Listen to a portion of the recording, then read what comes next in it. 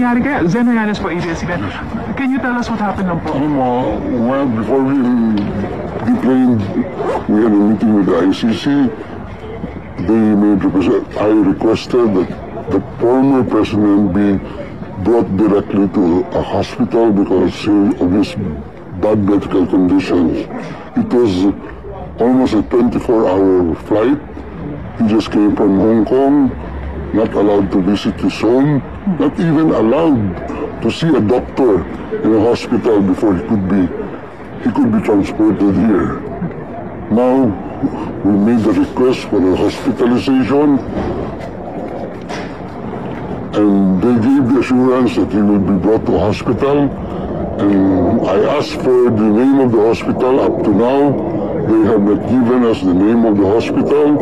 So we took the position that he could have been brought here directly, and we are told that there is no President Duterte inside the facility.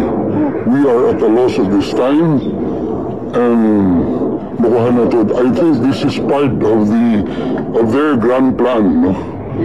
To kidnap the president, to extract the president from the Philippines,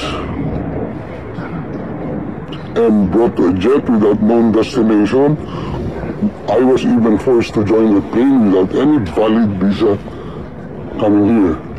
Sir, can we expound lang when you said that there is no President Duterte inside? They are telling me that there is no Rodrigo R. Duterte inside this facility. Okay. You requested for a visit today and it was approved, sir, right? We have requested the ICC for a visit because they do not disclose what hospital he was brought to, and we assume that he was brought here last night after the training. That's all I can say as of the moment. Is it possible he is in a hospital somewhere? I hope he is in a hospital somewhere, but not in this facility. He is allowed, according to ICC regulations, any detainee is allowed to communicate. Has he communicated to any of you? None. Zero, sir. We don't have any opportunity. We don't know where he is right now. He doesn't even have his medicines with him.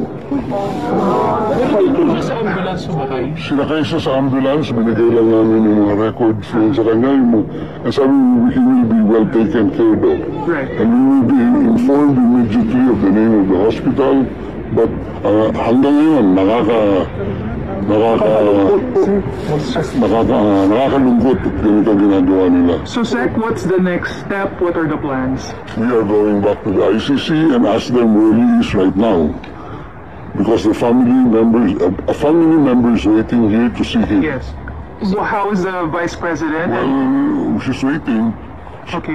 And I would assume the President would want to see one of the members of this family at this So, Sec, the Vice President wants to see him. Is there a schedule for her visit now? That's what we are arranging, but we're at a loss where he is right now. Okay. So, how about you, sir? Alis muna ba kayo? Alis ako dito. Pinapalabas nga kami. Oh my God. Alam mo, gusto nila gawin. Standby ako dito. Ang lamig-lamig. Ano po yung response nila sa inyo nung nag-request po kayo for a visit? Wala. Ayan. Wala daw, request for a visit dito. Wala daw dito. Walang preso by the name of President. Alright, sir, hindi yan totoo kasi nandoon tayo mamaya na Pero sir, the embassy said that you're allowed a visit. Ano kayang pinagmumulan nun? Hindi. Ano yan? Right ng accused yan to be by counsel. May schedule sila Thursday, so parang definite. I don't know them. Or Ako, as far as my understanding of the law is, he has the right to counsel at any time. And you're acting as the official? One of the counsel, and they don't even recognize my appearance here. Okay. Nasaan po si VP Sara? I don't know where she is right now. Hindi po kayo nakita? Nag-usap lang kami sa telepono, pero wala pang So, alright. tapos na. Okay. Thank you, sir.